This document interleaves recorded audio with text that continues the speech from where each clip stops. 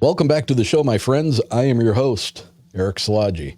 If you've had an uncomfortable experience and you'd like to have it shared here on the show, please get a hold of me at contact.uncomfortable@gmail.com. The world wants to hear your experience. It wants to hear your story. So please reach out to me and let's get yours on the next episode of Uncomfortable. If you haven't yet, make sure to like us on Facebook and Instagram, both at Uncomfortable Podcast 65. And when you do, please make sure to leave us a 5-star rating and review. That alone is the one most single important thing that you can do to help get this show into the algorithm and out in front of more people. With more people listening, that means more great stories coming your way. Uncomfortable Linktree is now operational and the single best place that you can find anything and everything uncomfortable in one spot. All my Uncomfortable episodes, links to the YouTube channel, links to the Penford Media documentary series, and links to the other podcasts that I have had the pleasure of being a guest on. And that address is Linktree, linktr.ee/uncomfortable1. And it's spelled like the logo with the lowercase u and the uppercase N. That is also probably the easiest way for you guys to find the Eventbrite link for tickets to this year's Bigfoot and Brews and Spirits 2. Don't forget to check out the combo ticket for the day of event, September 14th, and the VIP dinner the night before. The combo ticket is a discounted price from the regular price of the tickets individually, and that still includes your dinner and one drink at the brewery. So check that out. Links to our Patreon, YouTube, Bigfoot and Brews and Spirits 2, and all things uncomfortable will be found in the link tree. That will be listed in the show notes for you. Now for tonight's guest. He's been engaged with the topic of Bigfoot for the better part of 50 years, and he is one of the few that have managed to remain relevant without resting on the same old standard tropes so many do. He's back for the second time on Uncomfortable, and we're going to dive into his newest book and the forward thinking that sets this gentleman apart from others. If you're ready, let's get into it.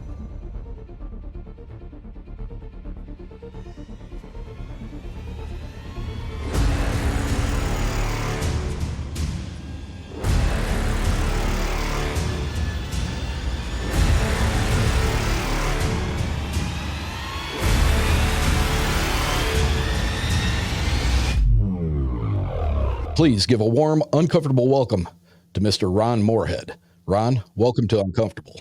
Well, thank you, Eric. I'm so happy to be with you tonight. I'm glad to have you back, sir. It's always a pleasure. Thank you. Thank you for the nice introduction.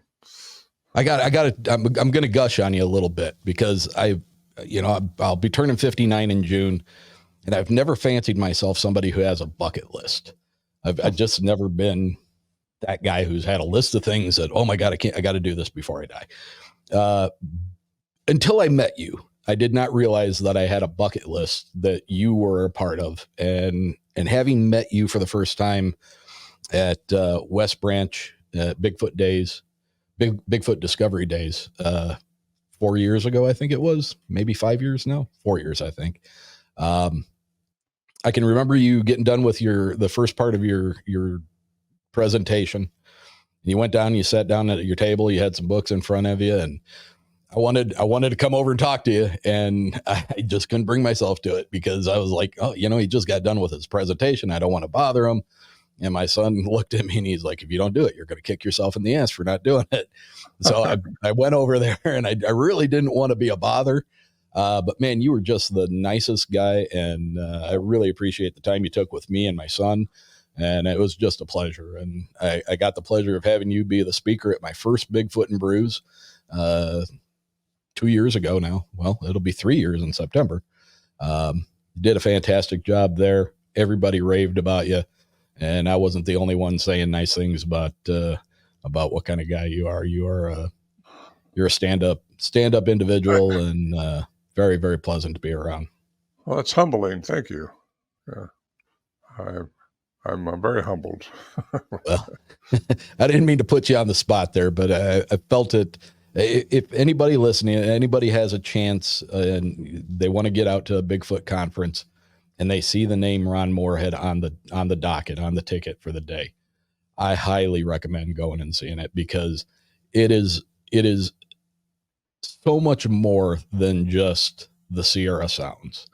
That I think that those have been so popular and so such a staple in this topic, that sometimes it seems like maybe it overshadows the depth of your involvement with this topic. If they don't read your books, if they don't dig into some of the interviews that you've done and some of the documentaries that you've appeared in, a lot of people know you as the Sierra Sound guy, but there's so much more to it, and it's really very impressive. Absolutely, there's a lot more to it. I think the Bigfoot thing is what got me into what's really going on. It kind of gets people's attention, and then I can talk what I really think needs to be said, which is why my second book, Quantum Bigfoot, because there's so many anomalies been associated with these things that people gotta understand how things work throughout the universe. That's through quantum physics, not just Newtonian physics. We're all in a three-dimensional environment, but we just that's all there is. That's not all there is. I mean, there's so much more. So And much more. and that's how a lot of things work that we don't see. And we only see within certain frequencies. Everything's energy, frequency, and vibration. Yep. And our sound is frequency, our energy is everything's frequency, and our voices are frequency. We only speak within 430 and 770 terahertz. That's our frequency waves. Yeah, our But there's so much, bandwidth is yeah, there you go. not Good word. very wide. Good word. But there's so much more to go. There's so much more out there. There's more dimensions. There's more things to talk about. There's more densities. And all those things are answered a lot by the mathematics and quantum physics.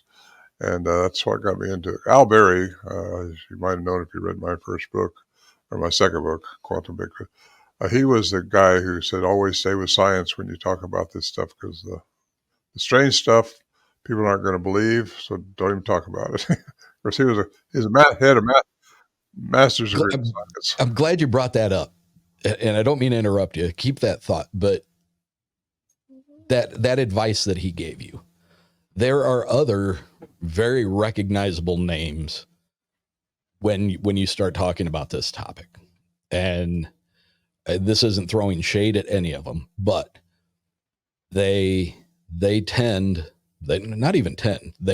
firmly stay rooted in the science of what they're willing to talk about.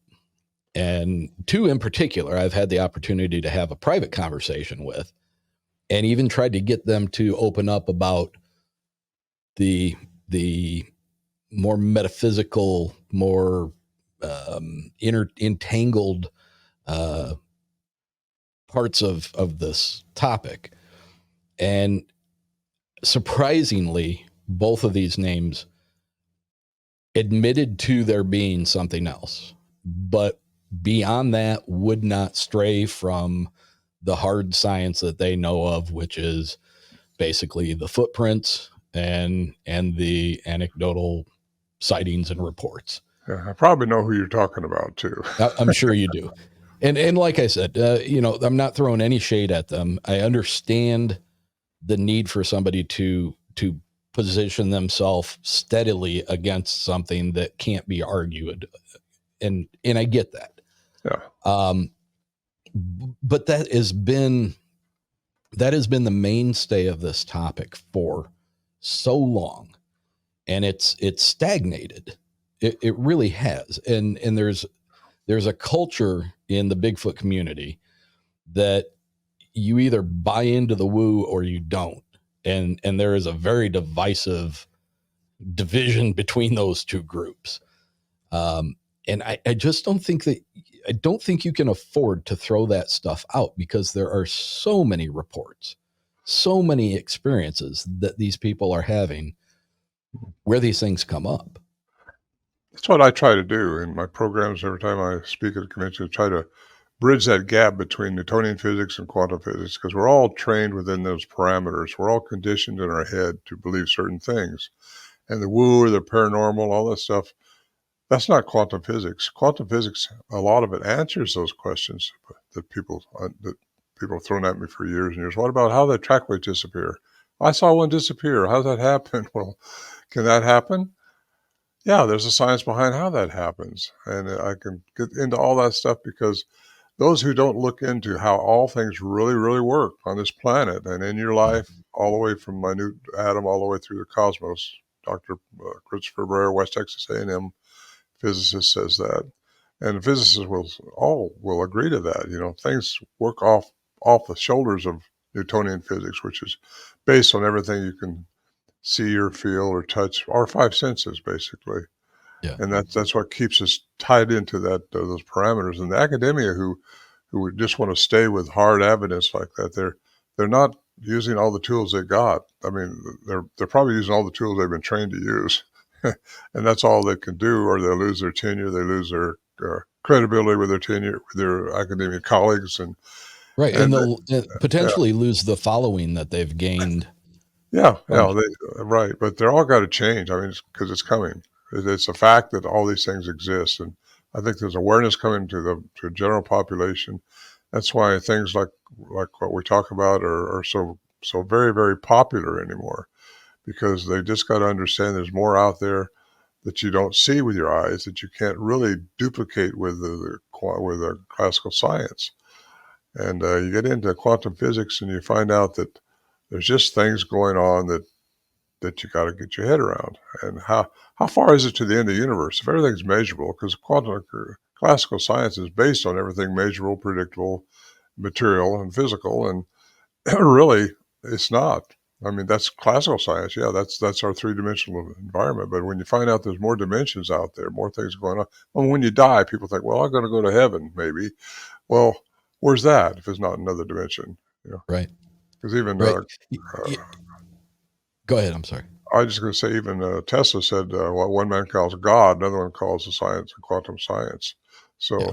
they're synonymous as far as I'm concerned. Because once you get into, but don't call it a woo. To me, I used to be called a woo-wooer, but then I realized that's kind of a compliment because I'm not a woo-wooer, though. In a way, I'm a citizen scientist who have looked into how things really work through quantum science.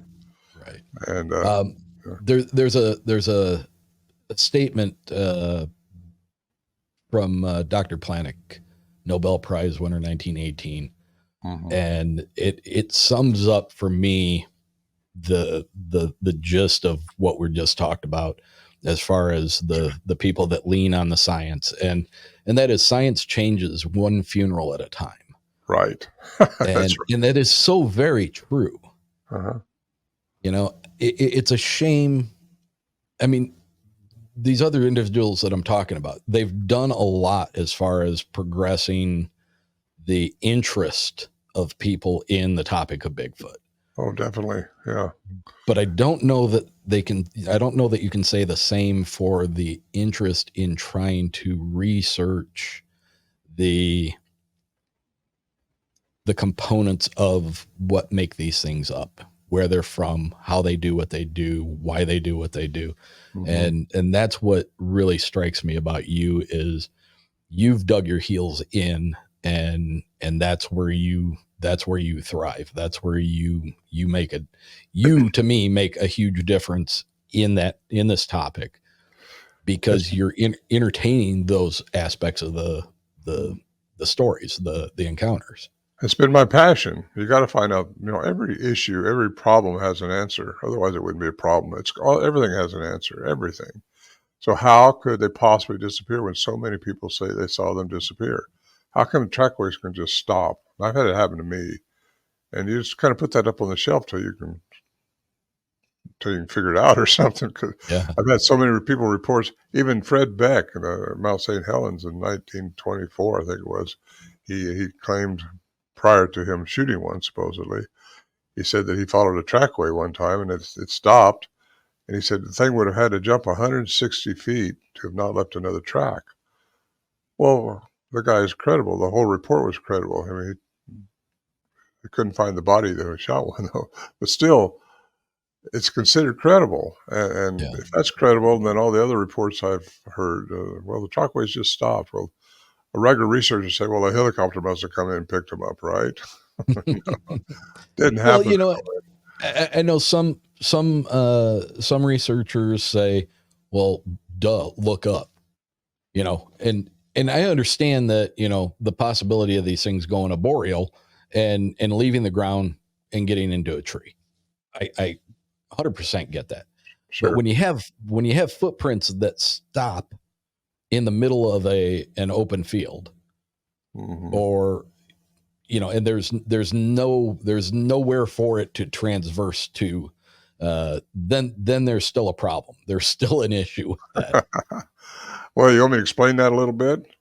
That's what I would like to. I want to preface before you start saying that. I want to say that it's been my opinion for a number of years now, going back to something that you said, that our visual acuity has a bandwidth that's very narrow compared to what all is out there that's perceivable by other electronics and stuff like that. Our hearing has a very small bandwidth compared to the lower frequencies and the higher frequencies that we can't hear. And vibration is absolutely 100%, 1000% a part of every single thing that is around us and in us. hmm Everything is vibrating at a frequency. So, I mean, those things that when you bring those up, those are all very tangible things to me. I don't see why it's hard to wrap your head around it. Like, so please get into it and let's convince some people here. All right, here you go. Uh, Energy and matter are interchangeable. That was discovered by Einstein, but affirmed by Dr. Paul Dirac at 1933. He got the Nobel Prize for the exchange between matter and energy and matter. So, but you can't see energy, you can see matter. That was affirmed by Hadron Collider in Switzerland in 2012 when that collider, the particle hit turned into energy. They can detect energy, and some people can see some energy too. It's like a cat can see more than we can, but has a better benefit than we do. Uh, so therefore, energy and matter are interchangeable. Now I've been around these creatures called Bigfoot, Sasquatch, whatever you call them, a lot, and they have a vocal mechanism that's so expensive, more so than ours. I mean, much more so. We don't know how high and how far it goes or how low it goes.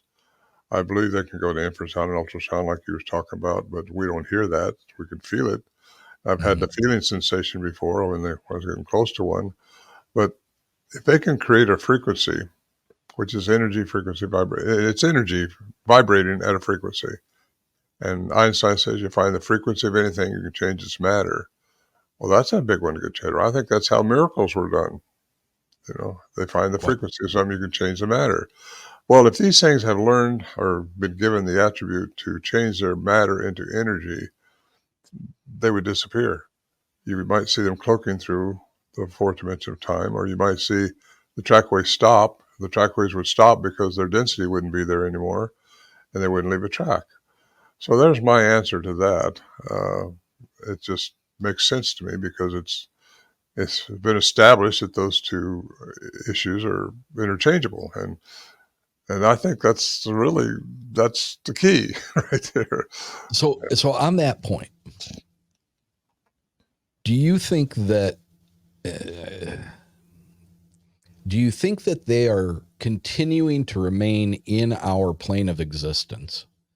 They're just changing their matter into energy and continuing on? Or do you think that they're traversing a different, for lack of better words, traversing a different dimension? Do you think that they're leaving our reality? I hate to use reality because that makes it I sound. know what you're saying. Let me back this up just a second. I don't think they're all the same. I believe in aliens. They've been here and they have messed with the genome of different species. I believe that a gorilla or a troglodyte or some type has been messed with to create these things. And they've been here before Homo sapiens, some of them. And some of them have got these attributes that others don't have because different aliens have been on this planet and messed with the genome of different species. Right. That's just what I believe. So that being said, some of them have different attributes than others. Some of them I do believe can dissipate or out of our visual range and go into another dimension. And if so, they would be looking like a cloaked. Some of them may not do that.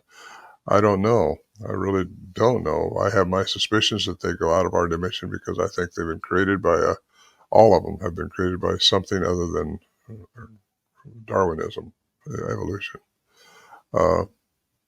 That's what I think. And actually, I'm raised religiously, and I know scriptures fairly well. And first thing I started looking into when I ran across these things, I was looking for the ape in the woods. These things are apes out there somewhere. Somewhere they got loose, and started multiplying. Yeah. But I wanted to find out where giants came from because they're huge. I mean, these things are huge. And so I started looking in the Bible, got into the scriptures and the Nephilim in the Bible and all that stuff. But then I had to go a little bit further because that wouldn't give me all the answers. The book of Enoch gave me more. Then I had to keep digging. I go all the way back to the Mesopotamia where the cuneiform texts are from the Anunnaki. You get into that, and that's most all written languages have a core from that written language, which is the very first known to man.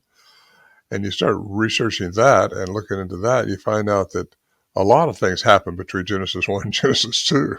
I mean, we're talking about thousands of years here, not just a day or two, Right. So anyway, you start looking at that, and you realize how every leader, every king, every president, whoever was in charge of the group, would alter the text to agree with whatever they wanted for power. Right. Like Constantine, he went into 325. He only allowed 4 books from all those books that were out there, which Matthew, Mark, Luke, and John, to be canonized, to be part of what the people could agree to. You got to agree to that, or you're in trouble. So, with that said, they're not all the same. Do they go into another dimension? I think some of them, from eons past, have crossbred with indigenous people. And there's a lot of native lore that says that. They used to take their women. And indeed, yeah. And that means some of them have diluted down. That means they'd have to have also 23 pair of chromosomes, which would have 24, And if that's the case, some of them would be more human-like the Patterson film, the track I've got there from Bob Gimlin, looks very human-like. It's got the arch. It's got a lot of things in it. Right back there. There you are, yeah. But the ones I got are a little more splayed, and it's hard to tell a right from a left because they walk 1 foot in front of the other. Yeah. And it just, I think some of them have been diluted down. They may have lost some of their original attributes because they become more like us, which we lost ours, We have so much more. We've had so much more as humans than we have not evolved into yet, if we ever do. But you do that through your consciousness a lot, through becoming enlightened. I think you're right. I think there is a method that we can return to something maybe a little closer to what we used to be. But I think as a whole, humanity on this planet, rather than evolving, I think we have been in the process of devolving. And the reason I say that is because, and I've said this a bunch of times, if we were out on the plains and we were sleeping around a fire and all we had to cover up with was a loincloth or a piece of skin from our last kill, and we're sleeping at the fire, but we've got one eye open because we're trying to keep an ear and an eye out for whatever the predator is that's within the wood line, so they don't come in and take off with our young, or take off with our females, or take off with our elderly. When people talk about having a sixth sense, or, knowing something's wrong when they're in a position, put in a position, then they can tell something's wrong, but they don't know what it is.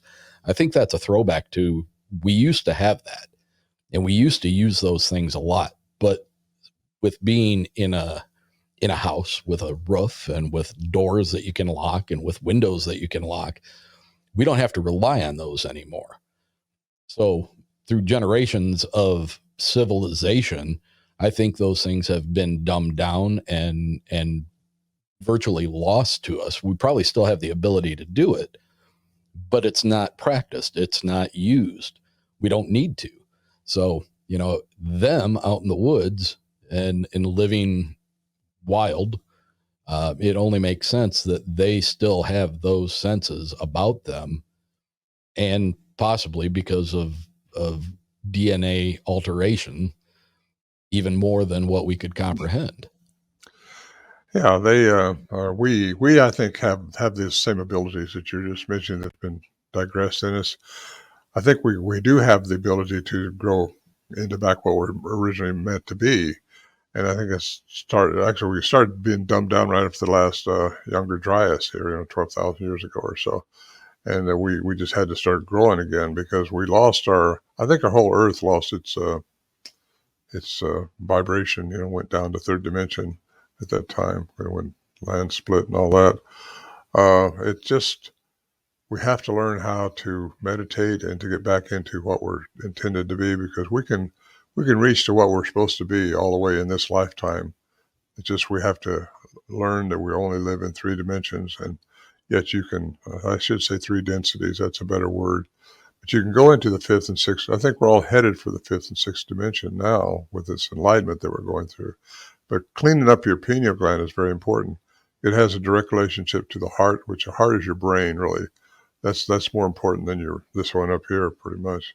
If you're in coherence, your heart is in coherence with this outside conditioned brain, it will uncondition it. It will allow it to expand, because you got to listen to this. But sometimes your analytical mind will tell you to go over there when your heart says go over here, and you got to learn to listen to that core. But to do that, I think meditation. That's what the chakras are about: balancing your chakras and getting those all in rhythm with each other, so that your brain is paying attention to your heart and not being talked out of something. Sometimes you'll think about something, now that had to be a bear. It's interesting that you bring that up, because I didn't know until fairly recently, within the last couple of years, that within the human heart, there is a section that is made up of, and I don't remember the number. It's either 40,000 or 400,000 brain cells. Mm-hmm. Yeah, I think you're right on the 40. Right, literally within our heart. So yeah, what a strange. Why would that be that way? So we can do what we're supposed to do on this planet. Yes. Yeah.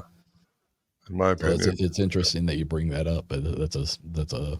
I got a diagram of that, and I drew a diagram for that in my new book. Did you really?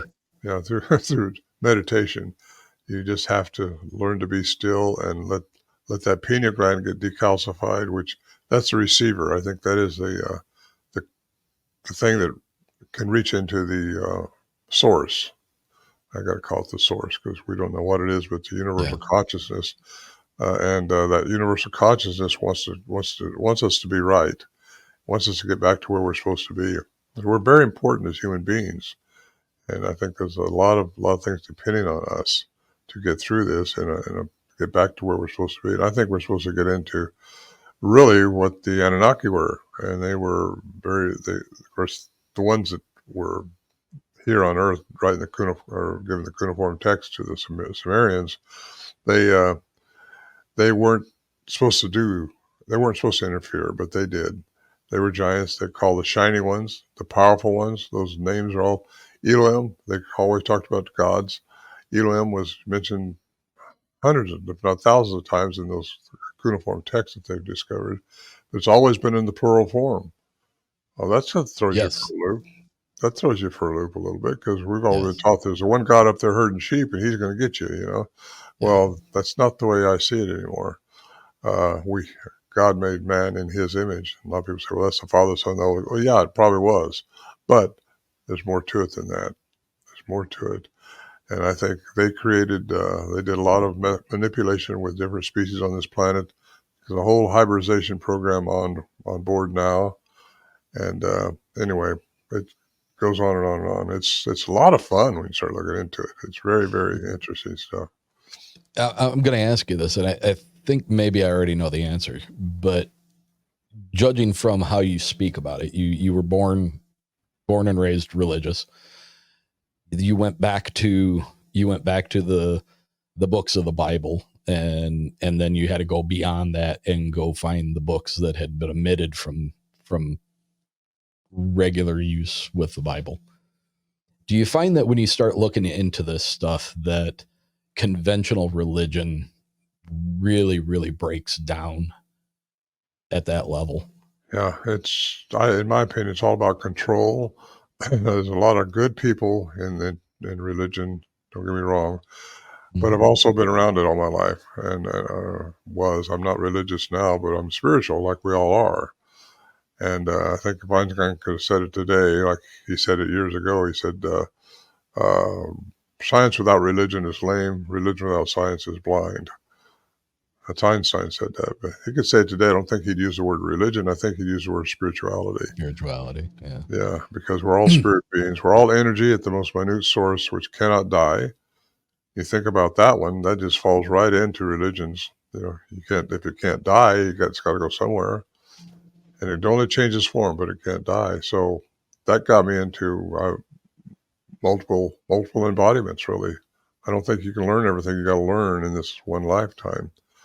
And that goes against a lot of religions, but a lot of religions believe in that too. A lot of people believe in the reincarnation because you're here to experience. That's what we're here all about, is to experience life and to see, not just to experience it, but respond to things properly.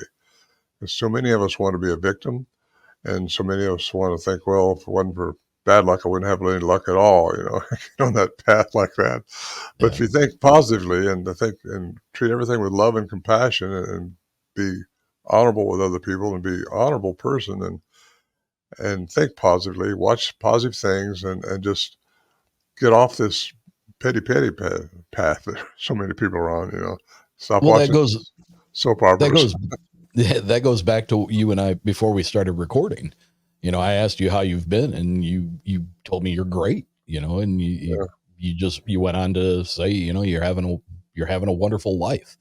And it struck me at that point that you don't hear many people say that. There's always I don't have, I wish I could, I should have been able to, and be happy with who you are, what you have. Yeah, yes. And be You're happy. alive. Be happy that you got these confrontations coming up in front of you so you can respond to them, because that's what you're supposed to have. You're supposed to have problems and stuff like that so you can respond to them, because that's how you grow.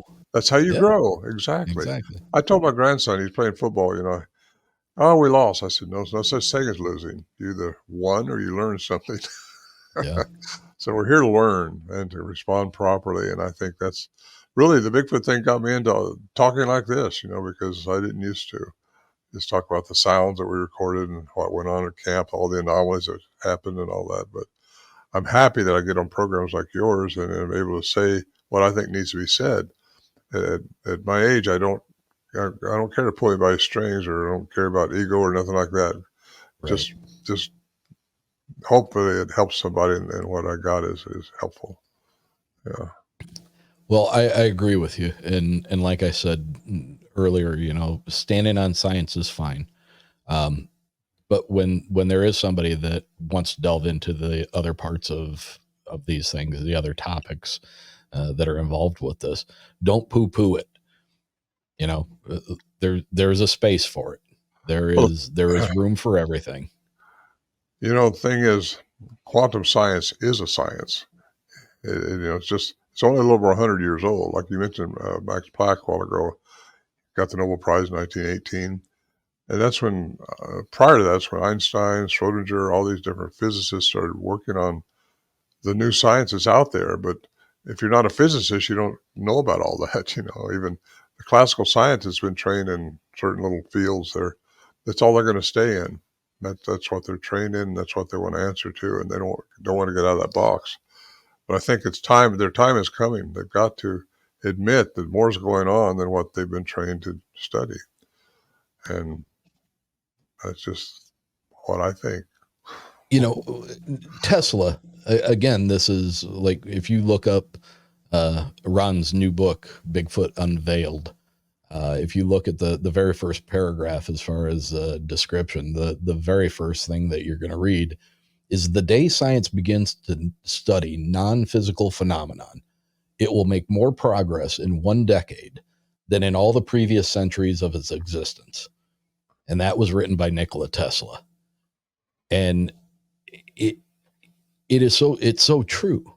And even Edgar Mitchell said that without, Yeah. What did he say? Something like, it takes classical and quantum sciences together for clear perception. Right. That's it. You hit it right on the nose. Yeah, you have to have both of them. And that's what I go by in my studies and what I'm looking at. You have to have both those elements together, because we can't deny what we're seeing, what we're sitting at a table, we're living.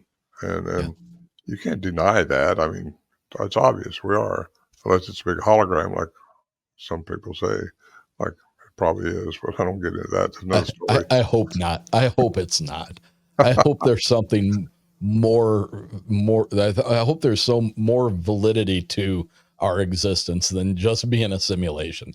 That would be be very disappointing to me. But well, there's more going on than what we see, know, or feel.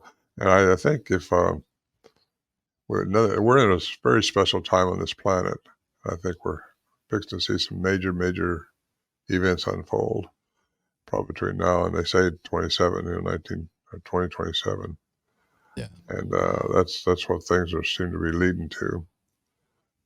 It does seem to be leading to something, doesn't it? Well, you got, finally the government says UFOs are real. Finally they admit that Roswell wasn't a weather balloon after all, right? Mm-hmm. And you got all these things and just stuff is being opened and exposed more. You got more of these people coming out of the woodwork, whistleblowers they call them, and talking about what they encountered at different places with UFOs, aliens, what have you. And you're going to have more and more people seeing these Bigfoot creatures. Even Dogman down in Tennessee, where it just came from, Georgia, they're seeing those dogmen down there in those big parks. And you see all these genetic mutations. No, it wasn't mutation, just things that have been genetically modified. And Skinwalker Ranch is another example, something like that. Have you ever been there? No, I've flown over. I've flown over a time or two in my plane, but I've never gotten there. I got invited there one time, but I didn't go. Had something else happening. That was a long time ago. But I think, I started watching that program for the first time or two because I had an interest there. Yeah. But I stopped watching it because they're just one step behind the music here. They got to get into quantum science to understand what's really going on. I know they're smart guys, but it's just a production. And I've been on these production things before, and you know how they go. Yeah. They want the narrative that they want, and they'll film you for a week to take 3 minutes out of what you said to make sure it fits with their narrative. It just that's the way it is. So until I can say what I want to say on those things and have it not edited out, well, anyway, I think, anyway, you think what you think. You just want to say because you believe it to be true, and it's really disingenuous on their part, Well, it's business. It's just business. They know the demographic they're after. They know what the majority of this demographic wants this, and that's what they're going to shoot for, and that's what they're going to pay for. And if they don't get that, the production company hasn't done their job. So the production company's job is to give them what they want, and that what they want is what the demographic says they need. And it's rare that you see anything really 100% genuine coming out of those things. I'll say this, though. The Alaska Killer Bigfoot that I was on with the Discovery Channel here a couple of years ago, those guys are genuine, and they do have something up there in Portlock, Alaska, something going on. And it's still, is it, because, well, that came out, was that around the pandemic? Yeah. Okay. because I've expected another season of that. Everybody is. They're looking for their funding, I think, because the Okay. production company that did it would do another one. In fact, they asked me if I would go up if they got the funding, and I said yes. I'm only in 2 episodes of that, so I'm not real sure. I was watching that show, and I enjoyed it. There was some production value to it, but my overall feeling of it was that it was a pretty genuine representation of what those guys were experiencing up there. And I forget what episode it was, but all of a sudden this helicopter comes flying in, and I was like, oh, all right, what do we got here? And the door opens up and you step out, and I was like, all right, here we go. Now now it's getting good. I got to tell you, that was a lot of fun too. Oh, I bet. It was cold at night, so I got to tell you, it's cold. How long were you there? Oh, it's just a couple of days. Yeah. Yeah. They flew me into Anchorage, huh? Can you talk about any of the experiences you had there that we might not have been privy to from watching the show episodes? Well, that's why they want to do a second season, I think, is to get more going on. But really, something did happen when they blasted my sounds, which I told them they may not want to do that, but they wanted something to happen. But they had a guy there with a big gun, a lot of camera crews, and there's 3 camera guys. That had something that came out of the woods at that time. I pretty much guarantee you, so he got shot. That's probably what was happening in the 40s and 50s when they got mangled up there. So many people did in that village, because I think if something 10, 12 foot tall screamed at them because they were clear cutting the wood too much, because that's what they were doing years ago. I could see the new growth up over there. When I flew into the helicopter, I looked it over, circled it a few times, and I could see that. And I also see from pictures I saw, they had really fishing was tremendous there. That's what the heirs wanted to do, is open up the fishing village again. But no one's been there since then. Since the thing was abandoned, no one been there to rehabituate it. And so I know the whole story behind it, but like when you decided to get involved with that production, I would imagine you being a man of intelligence, you probably looked into the story before you decided to throw your hat in. Is there a significant amount of evidence to suggest that claim that Bigfoot ran everybody out and did do the things that they said they did? Is that factual? Yeah, it's all the newspapers from back then. It's recorded. And I think they lost over 30 people. Got mangled. It wasn't a bear. It was a Bigfoot-like creature. They call it something else. It's got a name for it, but it was real. And yeah, I looked into it. It's authentic. And something's still going on there too. But I think they were encroaching on its area too much and screwing up the whole area, really, with logging and what have you, fishing. Yeah. And I think it probably just was more than what these things wanted. And they come out, screamed at them. They got shot at, I think. And no one's there to really tell you exactly what took place. You have to kind of surmise it all from looking over and thinking. But then some of them are just actually aggressive anyway. It depends on what made them. Getting back to what alien made them, for what benefit or what reason, what agendas they have. Because there's some malicious, there's some not malicious. And I think, poor Locke may have just been one of those. But they said, what do we do? Well, that didn't put any pressure on me at all, does it? I'm supposed to tell them what to do. I said, well, the best thing to do is come back here without the camera crew, just 3 or 4 of you, and just stay here. And if you don't come back here, well, I'll know not to come back. Good advice, Ron. Good advice. But just respect the land. I don't think that's I think a problem with a lot of people in the United States are clear cutting. Oregon, Washington, they clear cut. And so many reports are of these Bigfoot things being seen around where they're clear cutting. And even when you're out there bucking logs yourself on your own property, I've had reports, I was just cutting up my logs for my house or something. And, they really got a thing about trees. And I got a whole chapter on that in my new book, Do you? because trees are important to these things. And when you go clear cutting, it's like Peter Byrne, who just passed away recently, he just had interviewed 8 loggers that were clear cutting. None of them, all skeptical, never thought he knew them. They said they saw one coming down the logging road at them, and they were all believers after that. And that's that's significant coming from Peter Byrne, because he's very skeptical about these things being anything other than just flesh and blood, which most people believe they are just flesh and blood. Some kind of ape out there that's evolved that Darwin didn't get a hold of or something. But Yeah. nothing, in my opinion, is flesh and blood only. What gives us our consciousness? What gives us our intuitiveness? What gives us our telekinesis? Some people can do that. What gives us these abilities that some people show? We have more than just a regular ape. There's more to us than just ape. And most anybody would agree with that, I think. But then what is it that makes us more? And if these things are part human, and I'm sure they are, and I've established that in my new book, because you got Dr. Curlin, who said they have a sound range that's beyond ours, in ours, and below ours, all over the box. And represented an 8-foot, one little section represented a entity over 8 foot tall compared to the human vocal mechanism.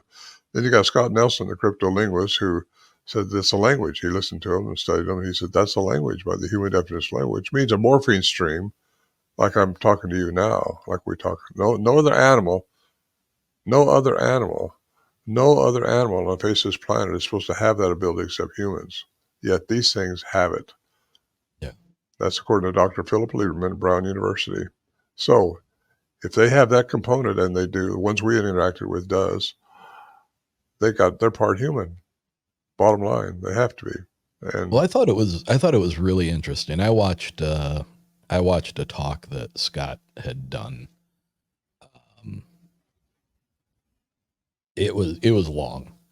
It was he gets carried away. it was long. He got carried away. But it was very interesting. And some of the takeaways for me was when he was describing the morphine stream of these individuals that you guys recorded. He was able to pinpoint and recognize termination at the end of a sentence. He was able to isolate exclamation on certain words, or I want to call them words, but I mean, to us, they're more sounds. But there were very, very specific components to language that we use on a daily basis in this conversation that we're having right now. And if we got into an argument, we started screaming at each other, there would be more that would be akin to what you guys had recorded. And it is so unusual that, and I can't tell you how many times I've gone back and listened to those recordings, and there is such an unusual component when you listen to it. It's the same feeling I get when I hear two people speaking in a language that I just don't understand, whether it be Russian or whether it be Vietnamese or whether it be, any other foreign language.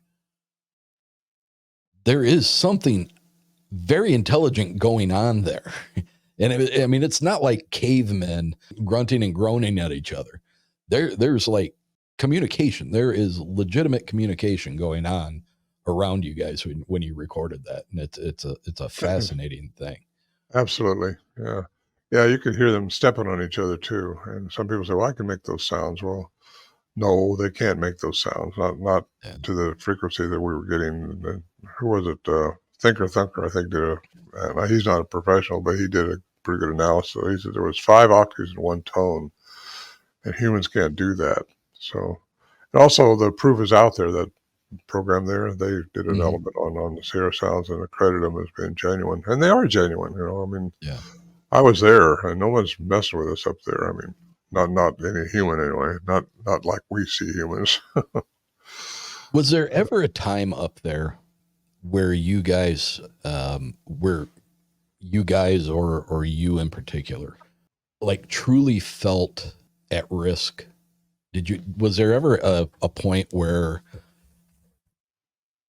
I understand the fear of not knowing or not understanding what you're experiencing, but were you ever in a position, or any of your guys up there in a position, where they were absolutely terrified for their life?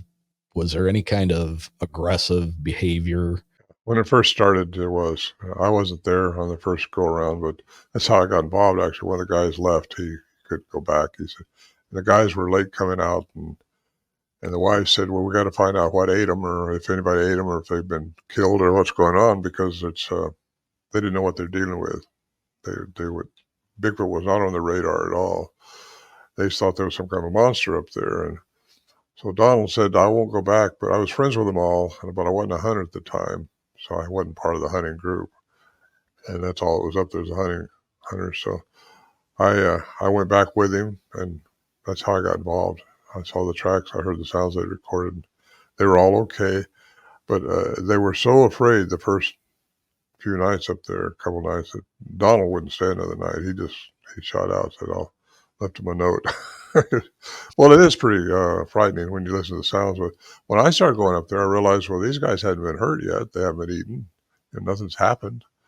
So I didn't have the fear factor. I don't think that they probably had the first time or two that it happened with them up there. And that was 1971, and it just it kind of got me bold about them because I was 29 then, and I didn't think anything could hurt me anyway. Just Yeah. one of those guys. So just nothing's going to bother me. And so really, when it come to my interacting with them one-on-one in 1974, 3 years later, I wasn't afraid. We was outside the shelter then, and that's usually they wouldn't interact with us while we're outside the shelter, but they did then.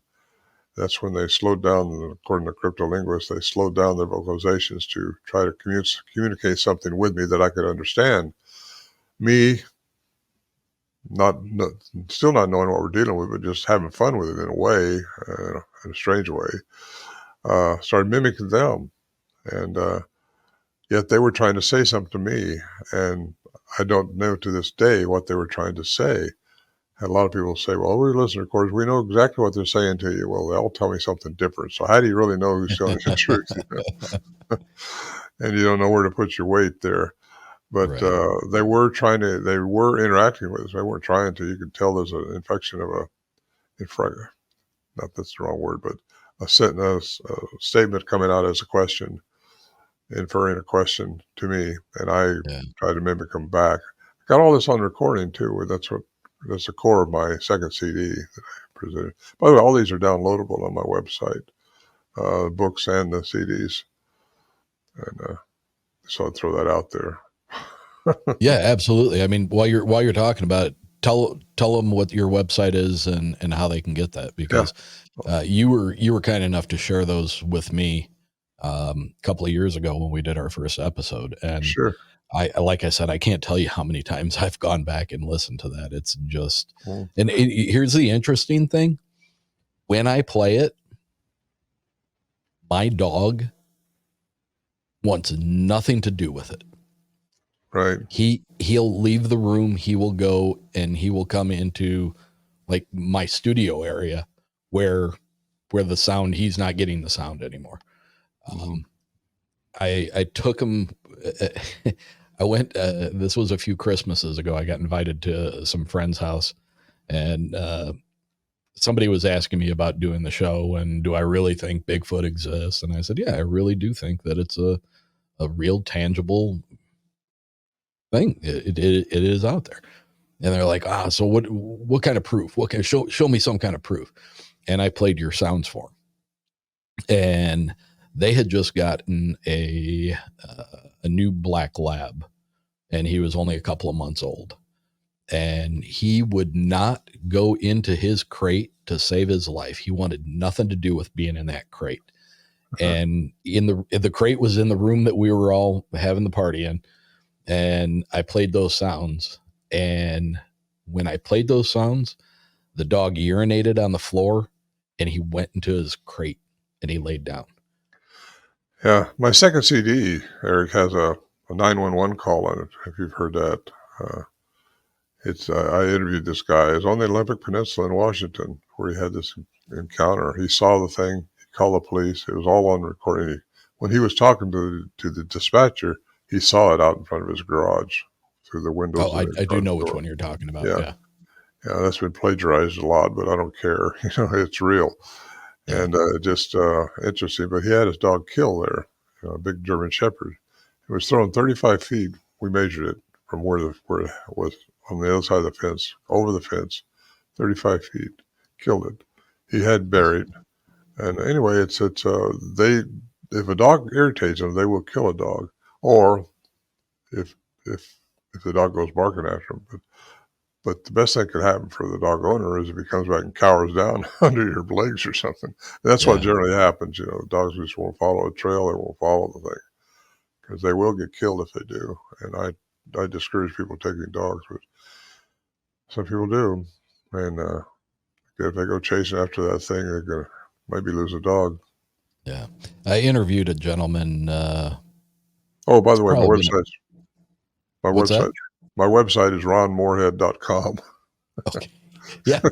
That's, before we forget, I had interviewed a gentleman. It's probably been a little over a year ago, from pretty much middle of lower Michigan.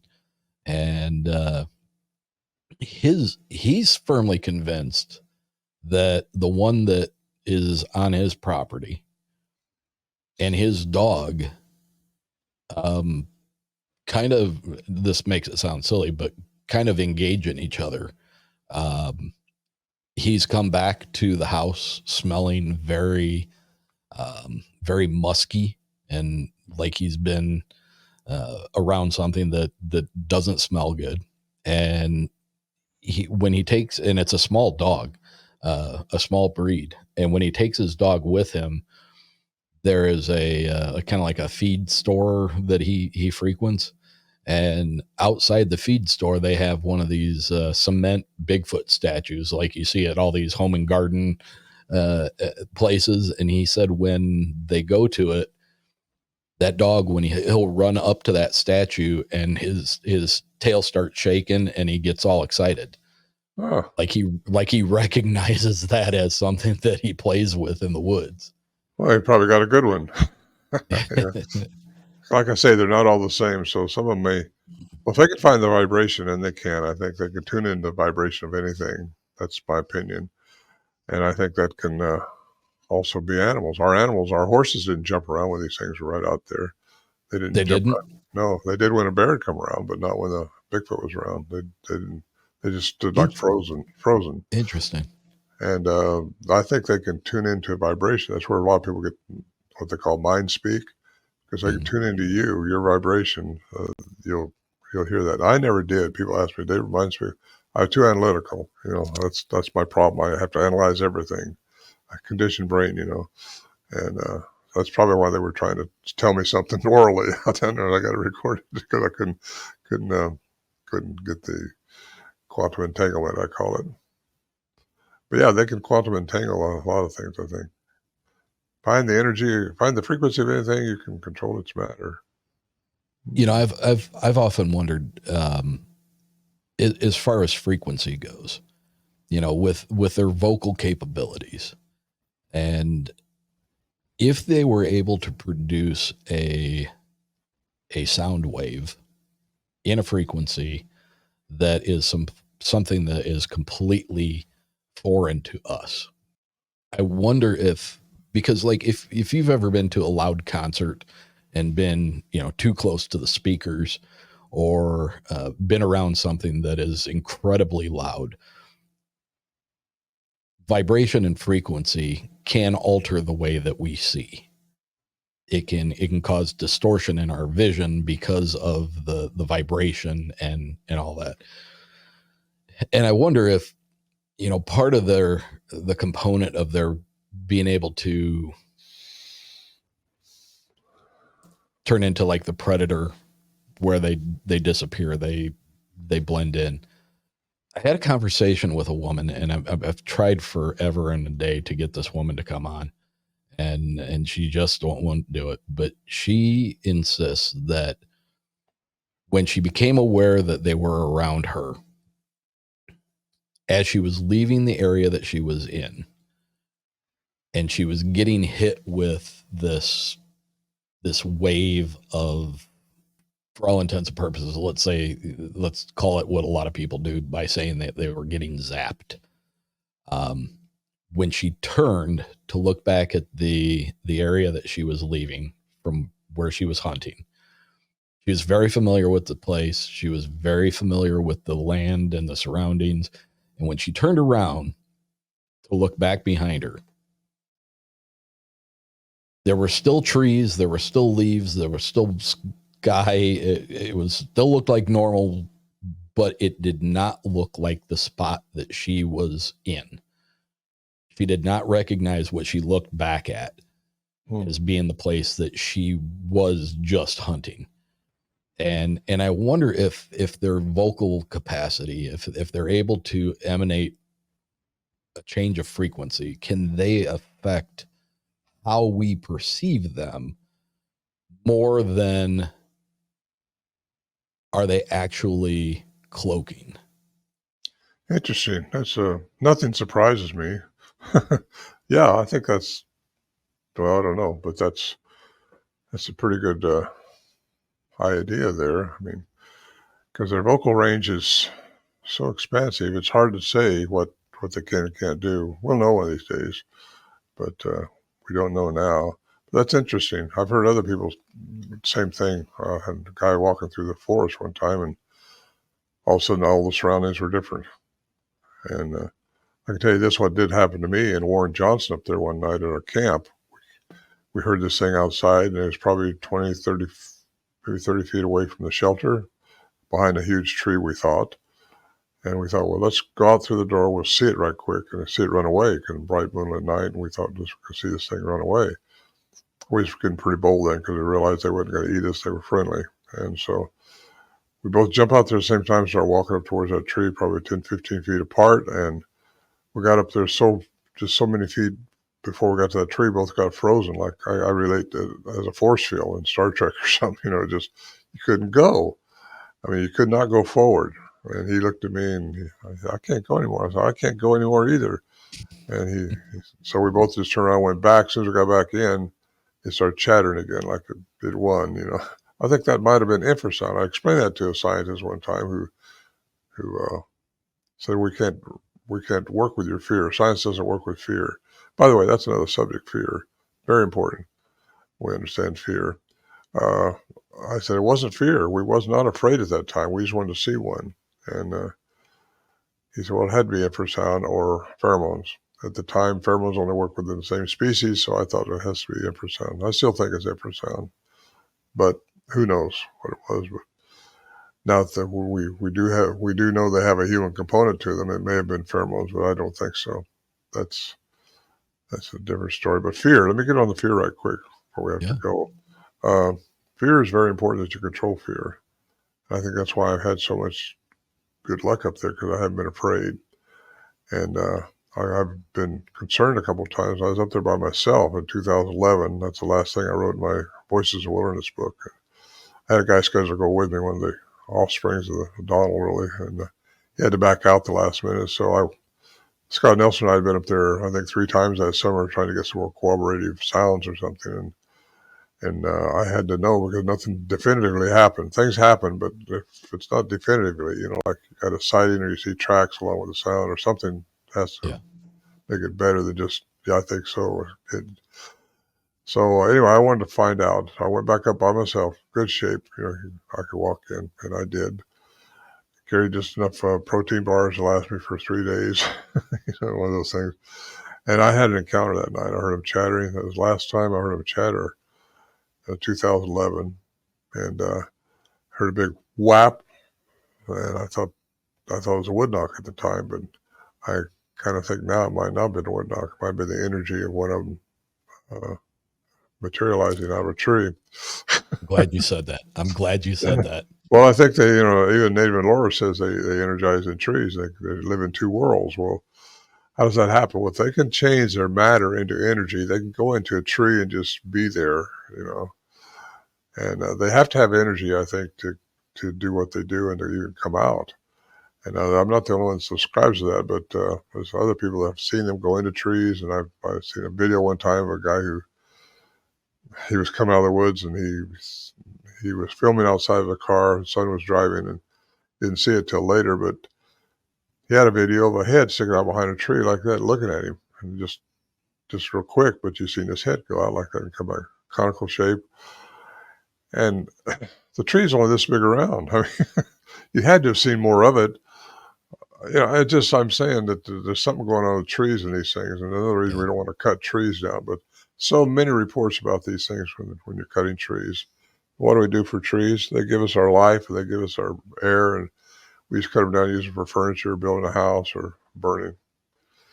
And I think that's got something to do with us messing the planet up. We're messing the planet up. We're a warring species too. And that makes it kind of bad, because we got to change the warring species mentality of the majority of this planet so we can all evolve so the Earth can evolve.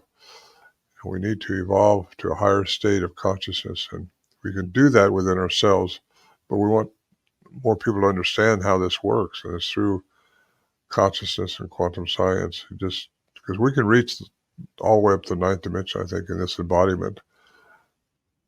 But you have to do it through consciousness. You can't do it through the actual body, my opinion. I think we're made to be like the Anunnaki, 9th dimensional beings, powerful ones.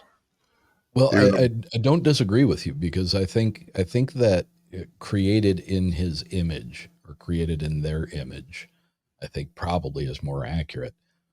It is. I think that they are. I think that, like, ultimately maybe the goal for us as humanity to get to the point where we are as they were. Yeah, I agree. Yes. But the good ones, there's a good Anunnaki too. They're not all bad. Just the ones that fell, fallen ones are the ones that are bad. But the good ones are what we're after. That's our conscious. That's where we got to get to. That's what we're designed to be.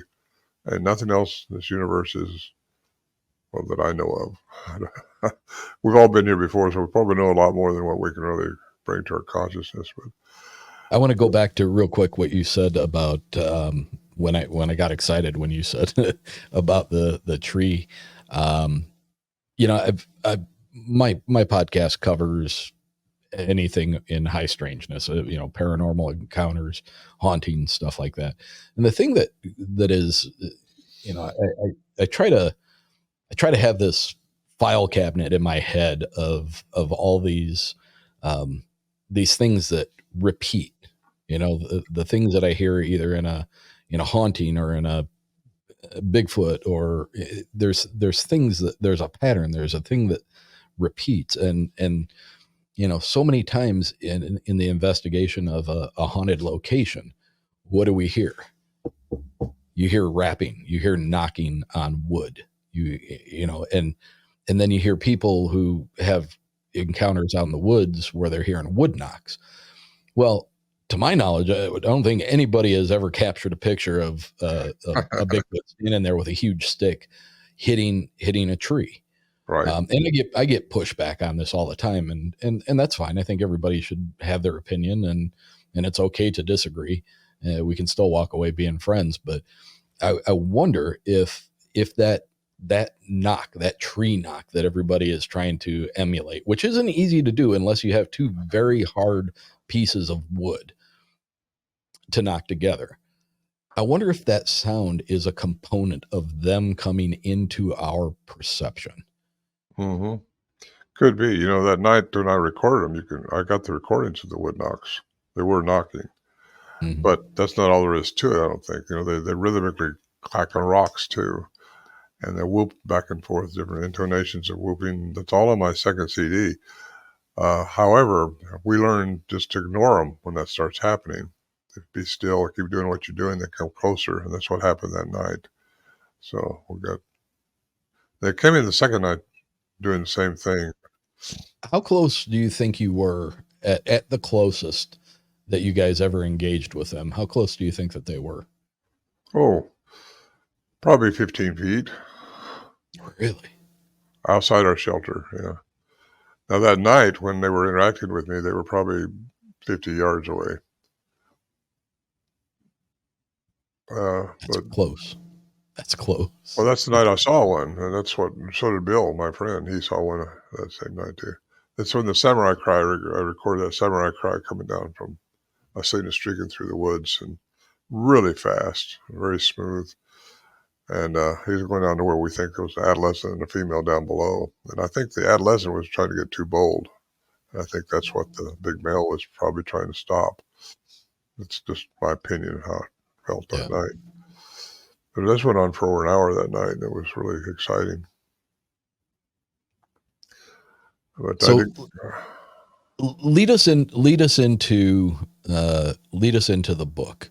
What are you? And I realize that it's an extension of the Quantum Bigfoot, but where does this one differ? Where is it? Just some extrapolations of your theories from the previous book, or are there some new paths that you're going down there? there's a few new things. I get into Tesla's manifestation code, the 369, what I think it means, and what I get into. Well, like I said, I got into hybridization program. I get into cloaking, how they do that, which we talked about earlier, and just stuff like that. Let's see. Let me look at my chapters here. Yeah, I get into light and sound, levitation, as above, so below, and also AI, artificial intelligence. I think that's my subchapter on that, or artificial intelligence, is a wolf in sheep's clothing. That's what we're looking at there. I think got to be careful with our AI. AI is going to take over the whole planet.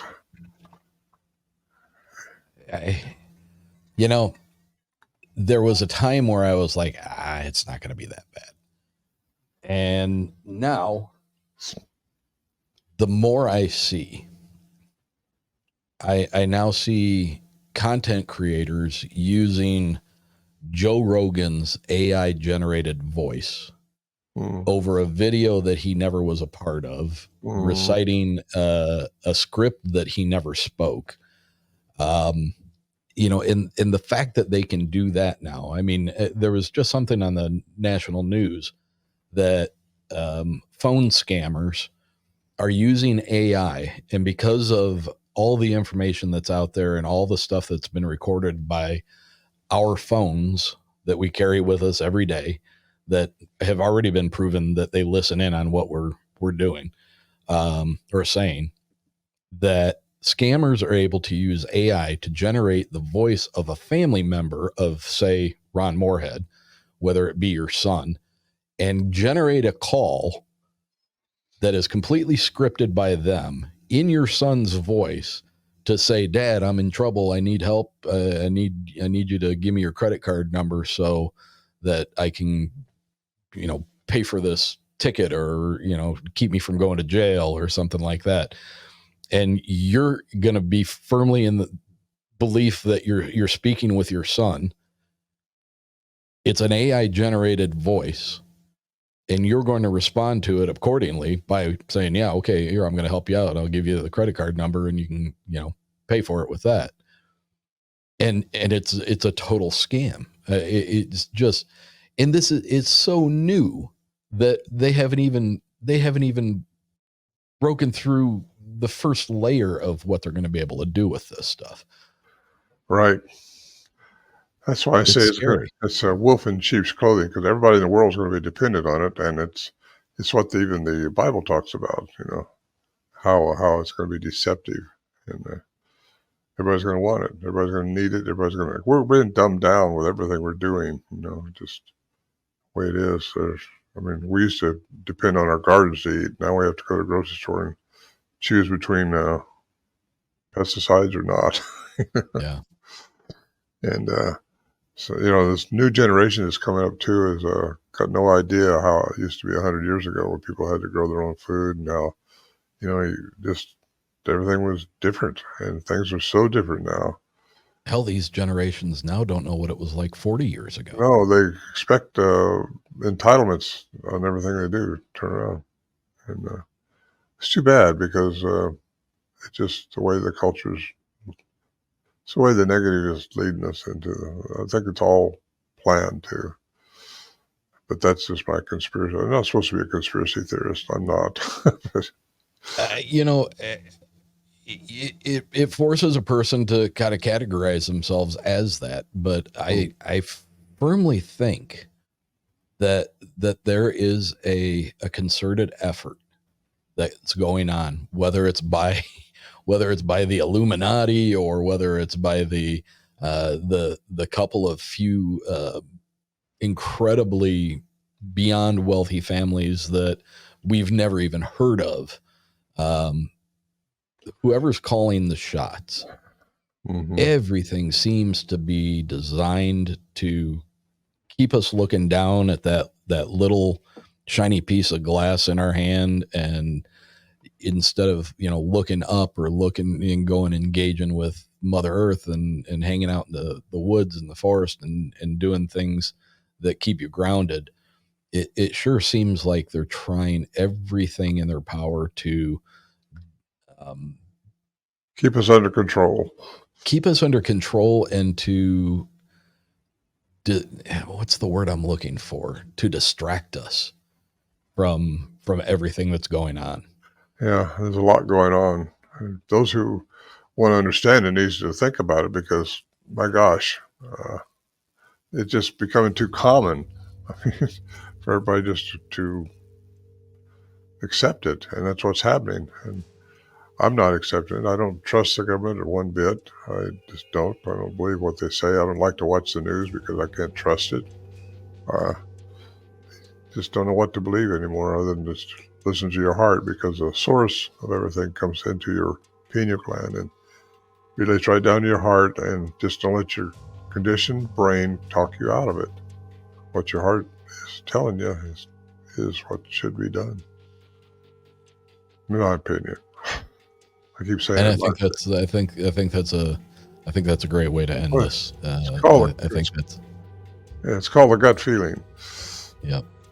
Yeah. And that I preach that to my listeners. It's like, remain open-minded. Absolutely. And use your gut, man. If it doesn't feel right, it's probably not. It's like a parachute, Eric. It only works if it opens. And when you're green, you grow, and when you're ripe, you rot. So let's all just stay green and try to learn more and talk more often about this stuff, and they will affect some people out there. I didn't say I hope so. I didn't say infect. I said affect. Affect, yes. I agree with you. Ron, tell everybody the name of your website again, and let everybody know where they can get your books, your CDs, all this. Relevant. Sure. It's all on my website, Ron Morehead, one word, Ron Morehead, MOREHEAD.com. And I got my products are there, and my stories there and stuff. And you can download all these books. You can download, or you can get the paperback, whichever one you want. And the CDs are only downloadable right now unless you find them in a store somewhere, where some stores have them, but I stopped shipping them myself because it's too much to do. With the advent of the digital files, it's much easier, and you don't have to wait for it to come in the mail. You can just download it straight from the website. It's Kindle. You can get it on Kindle and read it on the airplane or wherever. Well, for those who are interested, I cannot stress enough the level of intelligence that this man's books will introduce you to. It is it's mind opening, and he goes about it in a way that is easy to digest. His explanations of quantum physics and quantum entanglement and all that, he has a very unique way of being able to talk about those things and make it easy for the layperson to understand. Well, the good part too, Eric, is it's based on science, quantum science, which is recognized around the world, and it's not some woo-woo something out there. It's real, and if I could just understand that, I really want that in my life now, to affect somebody, if it's right, and I think it is. So anyway, thank you again for having me on. I really appreciate it. And it's been a pleasure talking to you, sir. It really has. I've enjoyed this. I've enjoyed each one of our interactions. You're a great guy. Thank you so much. Okay. You take care. All right. Thank you. Good night. Good night.